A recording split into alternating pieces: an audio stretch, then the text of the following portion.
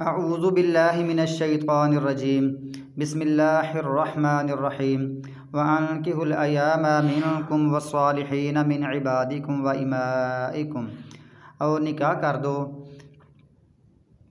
इसका माना होता है आज़ाद मुसलमान मर्द या औरत, ख़्वाह वो कमवारा हो ख़्वाह वो शादीशुदा हो, किसी ने तलाक़ दी हुई हो, इसी तरह या किसी की बीवी फ़ौत हुई हो, या कोई ऐसी औरत हो जिसका खामद फ़ौत हो या उसको तलाक़ हुई हो, यानी कमवारी हो, सय्यिबा हो यानी बेवा हो, रंडवा हो, कोई भी हो, आज़ाद मुसलमान हो मर्द और, तो उसका निकाह कर दो। मिनकुम अपनों में से, यानी मुसलमानों में से जो तुम में से आज़ाद मर्द औरत मुसलमान हैं उनका निकाह कर दो।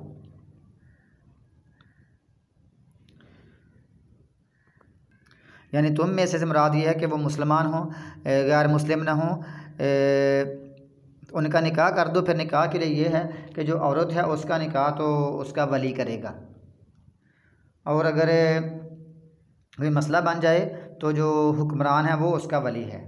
कोई मतलब रुकावट बन रहा है, कोई ऐसा मौका है कि वली होने में झगड़ा है, तो उसका फिर सुल्तान जो है ना वो उसका वली है। रसूलुल्लाह सल्लल्लाहु अलैहि वसल्लम ने फरमाया अय्युमा इमरातिन नाकाहत बिगैरि इज़्नि मवालिहा फ़निकाहुहा बातिलुन सलासा मर्रातिन फ़इन दख़ल बिहा फ़लमहरु लहा बिमा असब मिनहा फ़इन तशाजरु फ़स्सुल्तानु वलियुम मन ला वलिय लहु। अबू दाऊद में यह हदीस है, हदीस नंबर 2083। जो औरत अपने औलिया की इजाज़त के बगैर निकाह करे तो उसका निकाह बातिल है। आपने 3 दफ़ा फरमाया। फिर फरमाया अगर शौहर इस औरत से सोहबत कर ले, हम बिस्तरी कर ले, तो उसको महर देना पड़ेगा, महर देना पड़ेगा, लेकिन निकाह नहीं हुआ, बातिल है। इससे फ़ायदा हासिल करने की वजह से, क्योंकि उसने फ़ायदा हासिल किया है, जिमा किया है, हम बिस्तरी किया, तो उसका महर अदा करें। और अगर वो औलिया आपस में झगड़ पड़ें तो फिर तो जिसका कोई वली ना हो सुल्तान उसका वली है। कोई कहे कि मैं इसका वली बनता हूँ, कोई कहे मैं इसका वली बनता हूँ। ज़ाहिर जब असल वली ना हो तो फिर मसला बनता है कौन वली बनेगा, कौन वली बनेगा। तो ऐसे मौका पर फिर जो हुक्मरान है ना, सुल्तान है इलाके का, मतलब कोई भी होता है जो बड़ा होता है, नंबरदार है, चेयरमैन है, तो कमेटी है या वो जज है, इस तरह फिर वो उसका सुल्तान है, वो उसका निकाह कर दे। अगर ना हो, ऐसा नहीं है कि वो वालिद भी ज़िंदा है, वो उसका निकाह करना भी चाहता है लड़की का, लेकिन फिर भी वो लड़की बाग का निकाह करते हैं, वो निकाह नहीं होता क्योंकि वो बगैर वली के होता है। और जो मर्द हैं, लड़के हैं, वो उसकी तो कोई शर्त नहीं है वली की कि वली हो या ना हो, लेकिन फिर भी बेहतर यह है क्योंकि लड़कों की उसके वालिदैन ने परवरिश की होती है, तो बेहतर है कि जो वालिदैन उसका निकाह करें तो वही वो निकाह करवाए, अपनी मर्ज़ी ना करे, वरना उसको इजाज़त है करने की। तो फिर निकाह आन की हो निकाह कर दो कि आम लफ्ज़ है, इसमें मुखातब सारी हुकूमत भी है, अवाम भी है, तमाम मुसलमान भी हैं कि मर्द औरतों का निकाह कर दो, साथ तामन भी करो, जो तामन बनता है, कोई तामन करो निकाह के सिलसिले में। जब दूसरों का निकाह करवाने का हुक्म है तो ख़ुद अपना निकाह करवाना तो यानी बदर्जा औला ज़रूरी है, यानी दूसरों का निकाह करना तो अपना भी करवाना है। अब्दुल्लाह बिन मसूद रज़ी अल्लाह तआला अन्हु बयान करते हैं कि हम नबी सल्लल्लाहु अलैहि वसल्लम के साथ होते थे, जवान थे और कोई चीज़ ना पाते थे, तो रसूलुल्लाह सल्लल्लाहु अलैहि वसल्लम ने फरमाया या माशर शबाब मन इस्तता मिनकुमुल बाअता फलितज़व्वज फ़इन्नहु गज़्ज़ु लिलबसरि व अहसनु लिलफ़रजि व मन लम यस्तति फ़अलैहि बिस्सौमि फ़इन्न लहु विजा। कि ए नौजवानों की जमात जो तुम्हें ताकत रखता हो निकाह की, तो वो निकाह कर ले, क्योंकि ये शादी कर ले कि ये नज़र को नीची रखने वाला है और शर्मगाह की बहुत महफूज रखने वाला शर्मगाह को, और जो निकाह का सामान ना पाए वो रोज़े रख ले, क्योंकि इससे उसके लिए जो शहावत है ये कुचलने का बायस बनेगी, शहावत उसकी कम हो जाएगी। आगे है वस्वालिहीना, और साले नेक लोग, मिन इबादिकुम अपनी लौंडियों में से, अपने ग़ुलामों में से और अपनी लौंडियों में से। इमा का माना लौंडियाँ, इबाद का माना ग़ुलाम, उनका भी निकाह कर दो। अब साले से क्या मुराद है, इसके 2 माने बन सकते हैं। इसका एक माना है साले मतलब नेक हों, बदकार हों तो उनका निकाह नहीं होता, पहले वो तौबा करेंगे, तौबा लाजमी है निकाह के लिए। और दूसरा इसका माना यह है कि उन औरतों में या उन लौंडियों में या ग़ुलामों में सलाहियत भी हो, और सलाहियत से क्या मुराद है कि वह लौंडी और जो ग़ुलाम जो निकाह की सलाहियत रखते हों, उनके पास सलाहियत हो निकाह करने की, उन्हें इसकी ज़रूरत भी हो। यानी अगर उनको ज़रूरत ना हो, निकाह की हाजत ना हो, तो मालिक फिर उसको निकाह का हुक्म नहीं देगा, तब देगा जब उनको ज़रूरत हो, उनके पास सलाहियत मौजूद हो।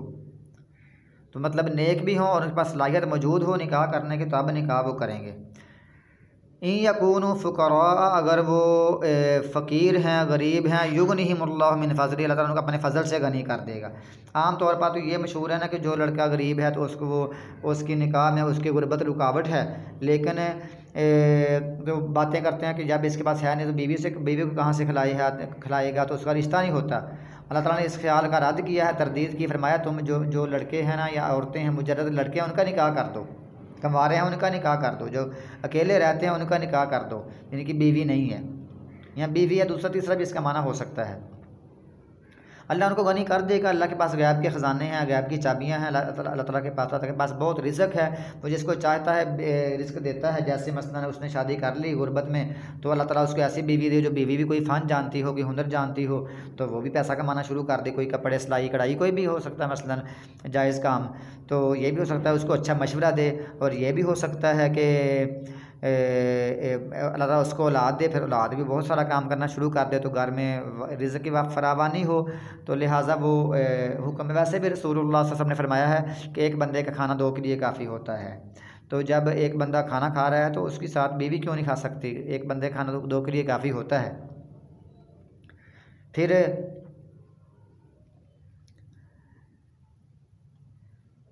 अल्लाह उनको गनी कर देगा, ऐसा निकाह कर दो। वल्लाहु, और अल्लाह ताला वासिउन अलीम, वसी है, वुसअत वाला है, इल्म वाला। अल्लाह ताला वुसअत वाला है, अल्लाह ताला बहुत लोगों को वुसअत देने वाला है, कि लोगों का रिज़्क़ वसी करने वाला है, और अलीम सब कुछ जानने वाला है। क्योंकि रसूलुल्लाह सल्लल्लाहु अलैहि वसल्लम ने भी एक जगह पर एक लड़के की शादी कर दी थी, एक सहाबी की, जिसके पास एक चादर के सिवा कुछ भी नहीं था, हत्ता कि लोहे की अंगूठी भी नहीं थी। ये सही बुखारी की रवायत है। तो ये आपने नहीं ख्याल फरमाया कि ये लड़का बीवी को कहाँ से खिलाएगा, बल्कि रसूल सल्लल्लाहु अलैहि वसल्लम ने खुद निकाह कर दिया। और इसीलिए अहले इल्म वाले उलमा ने बातें की हैं कि दौलतमंद बनने के असबाब में से एक सबब बीवी शादी करना है, निकाह करार दिया उसको। अब वल्लाहु वासिउन अलीम, अल्लाह ताला वुसअत देने वाला है, अलीम जानने वाला है। तो गोया कि अल्लाह ताला उनको गनी कर देगा, फ़कीर हों, क्योंकि अल्लाह ताला बड़े फजल वाला है। और अल्लाह ताला वासी है, अलीम भी है, सब कुछ जानने वाला, उसको पता है कि किसको कितनी ज़रूरत है, उसको गनी कर देगा। वो सब कुछ जानने वाला कि मैंने इसको कब गनी करना है।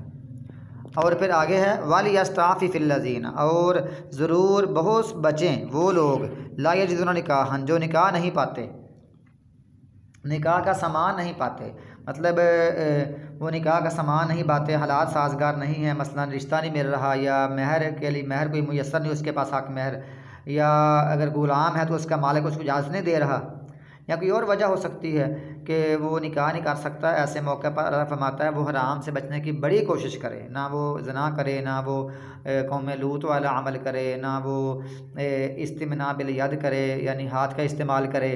तो कोई भी गैर शरई काम ना करे, अपने आप को बहुत बचा कर रखे।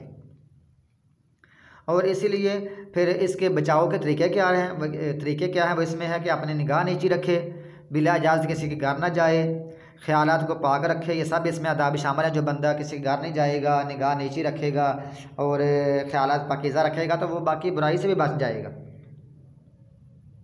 इसी तरह फिर बंदा रोज़ा रख ले, कि रोज़ा रखने से उसके साथ उसकी जो शहावत है वो कमज़ोर होती है। मतलब चंद रोज़े रखे ना कभी कभी, तो उससे शहावत मतलब ठीक होती है, बंदा सेहतमंद होता है। कोई जो बीमारियां होती हैं ना जिस्म के अंदर, वो रोज़ा रखने से निकल जाती हैं, तो बंदा बिल्कुल फिट हो जाता है, तो कमज़ोरी ख़त्म होती, मतलब जो कमज़ोरी है वो ख़त्म होती है। लेकिन अब बंदा लगातार रोज़े रखता है ना, आहिस्ता आहिस्ता फिर वो खाने की कमी के बायस, रोज़े के बायस आहिस्ता आहिस्ता उसकी शहावत जो है ना, उसके ख्वाहिशात हैं ना, वो फिर उसकी कमज़ोर होती हैं। और जो लोग बाज़ दफ़ा कोई ऐसी दवाएं इस्तेमाल करते हैं, मसलन धनिया इस्तेमाल कर लिया या कपूर इस्तेमाल कर लिया, या कोई ऐसी दवाएं जिससे शहावत ख़त्म हो, तो ऐसा नुकसानदेह है, क्योंकि ऐसा होना बाज़ दफ़ा कि खसी होने के मुतरादिफ है, तो ये सही नहीं है। अल्लाह फरमाता है अगर कोई ऐसा मसला है ना, तो वो बचते रहें बुराई से, हत्ता युगनियहुमुल्लाहु मिन फ़ज़लिही, अल्लाह ताला हत्ता कि अल्लाह ताला उनको अपने फ़ज़ल से गनी कर दे। जब अल्लाह ताला उनको गनी कर दे फिर वो शादी कर लें। वल्लज़ीना, और वो लोग यक्तुबूनल किताब, जो चाहते हैं मुकातबत करना, जो चाहते हैं अपने मालिकों से, मिम्मा मलकत अयमानुकुम, तुम्हारे ग़ुलामों में से, जो तुम्हारे ग़ुलामों में से चाहते हैं ना कि कि वो चाहते हैं हम आज़ाद होना, मुकातबत करना, कि हमारे साथ लिख पढ़ कर लो, एग्रीमेंट कर लो, लिख पढ़ कर लो। लिखना मतलब कोई स्टाम्प लिख लो, कोई भी चीज़ लिख लो कि हम आज़ाद होना चाहते हैं और हमारे पास इतना मौजूद है, पैसा मौजूद है, या हम कमा कर दे सकते हैं, हमें आज़ाद कर दो।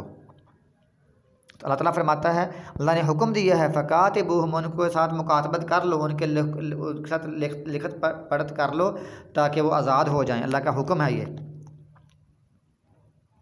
जैसे हज़रत उमर बिन ख़त्ताब रज़ी अल्लाह तआला अन्हु के पास एक ताबीई आए, मोहम्मद बिन सीरीन आए और कहते हैं कि मैं अनस बिन मालिक रज़ी अल्लाह तआला अन्हु का ग़ुलाम हूँ, तो मुझे आज़ाद नहीं कर रहे, मैं उनसे मुकातबत करना चाहता हूँ, लिख पढ़ करना चाहता हूँ कि मुझे आज़ाद कर दो, मैं तुमको पैसे अदा कर दूँगा।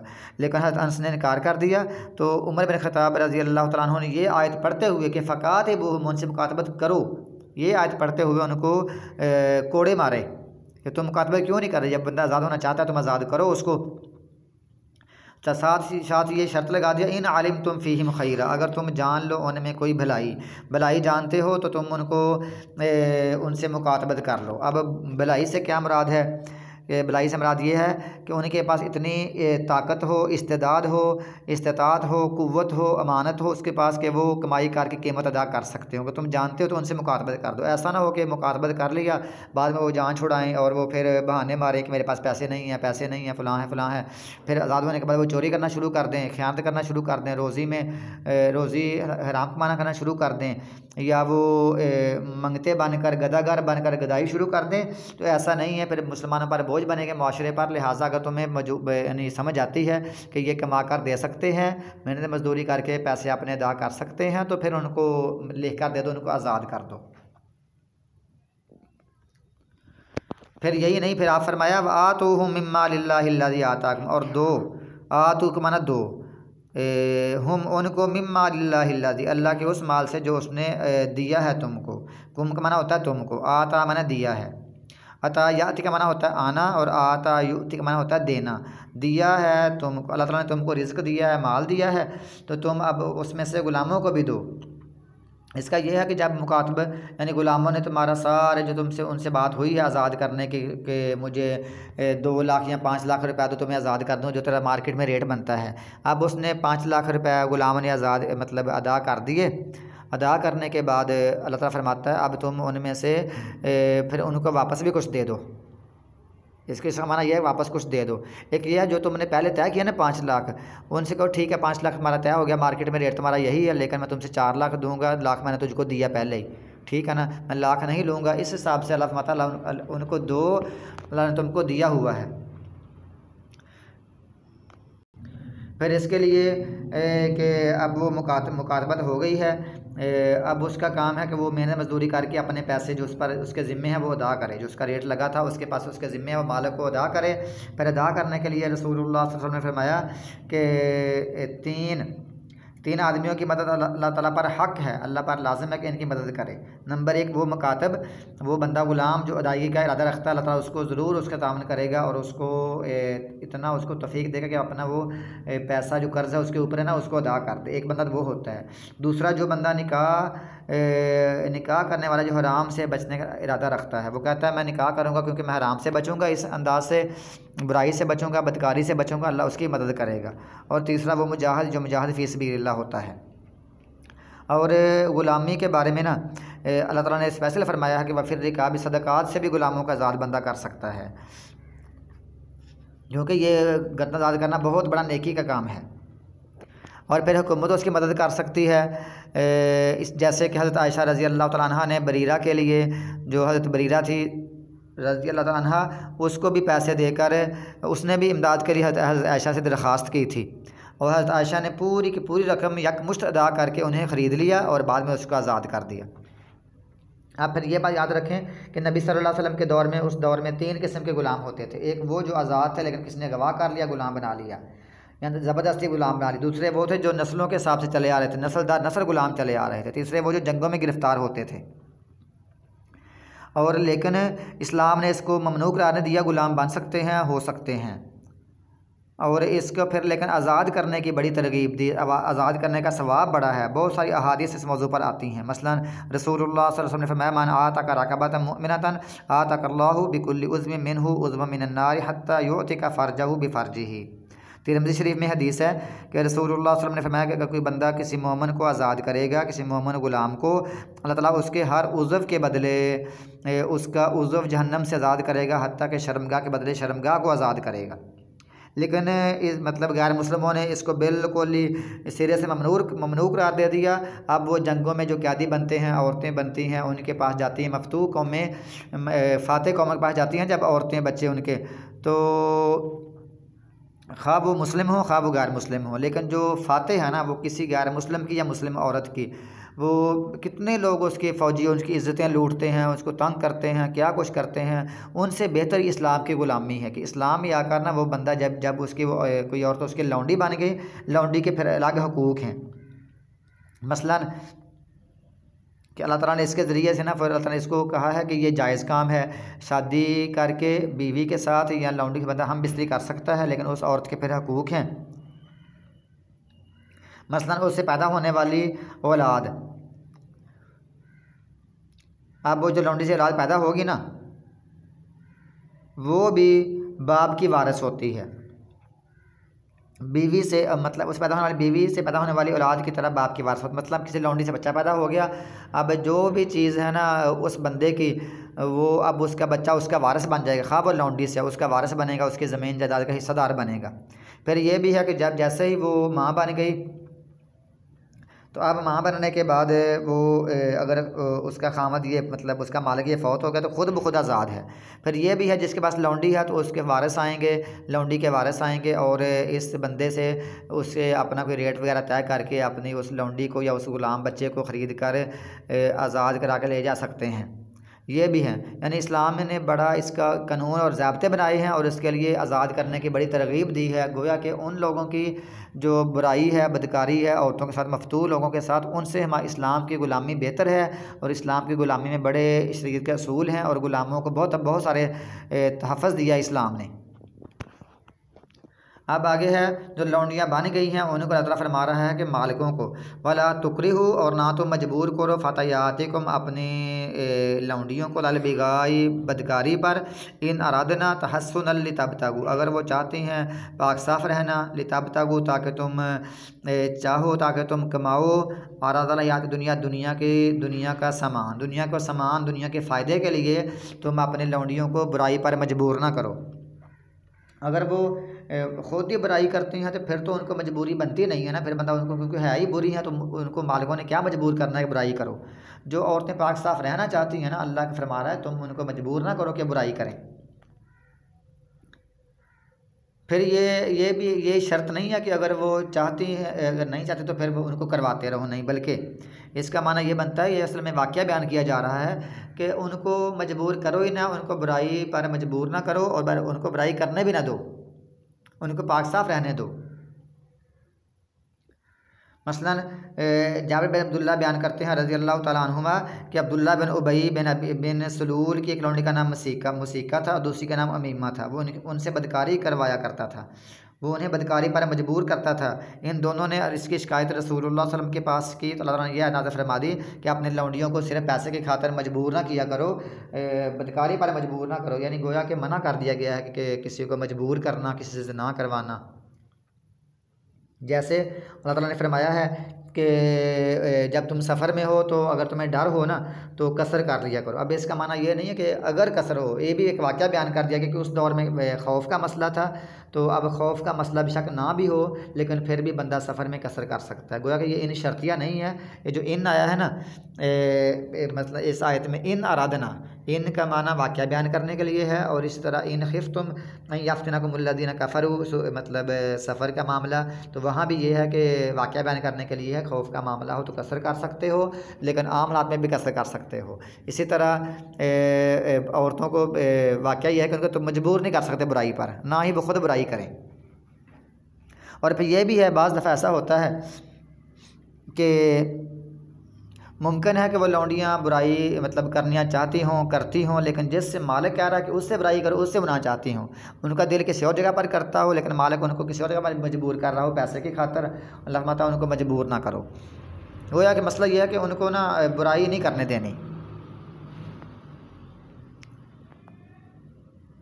और वमन युक्रिहुन्ना, और जो कोई मजबूर करेगा उनको फ़इन्नल्लाह बस शक अल्लाह ताला मिन बाद इकराहिहिन्ना उनके मजबूर करने के बाद बख्शने वाला है, रहम करने वाला है।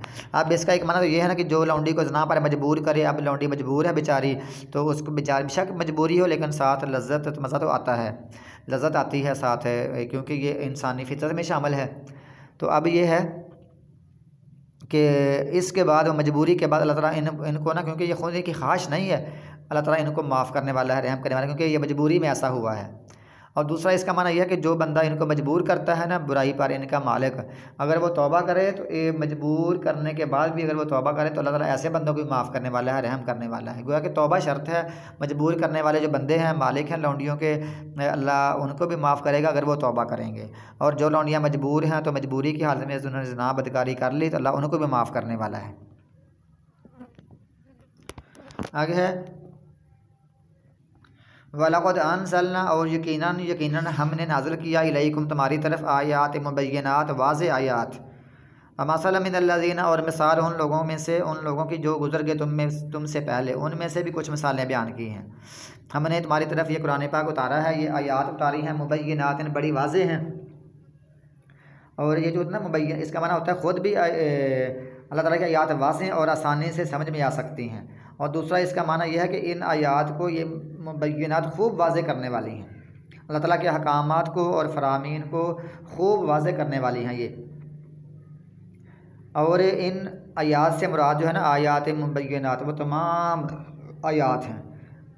अगर सबसे पहले इस सूरत में मज़कूर आयात और अहकाम मुराद हैं, जो इस सूरत में पीछे जो आयात अहकाम मुराद हैं इनको खूब वाज़े करने वाली ये अहकामात हैं। अहकामात को ये आयतें खूब वाज़े करने वाली हैं, लेकिन इसके साथ साथ इसका माना यह भी जितनी भी आयतें उतनी पूरा कुरान पाक जो है वो अहकामात को खूब वाज़े करने वाला है। और ये भी उतारी हैं, साथ उन लोगों की मिसालें बयान की हैं, पहले लोगों की मिसालें कई उतारी हैं। मसलन उनका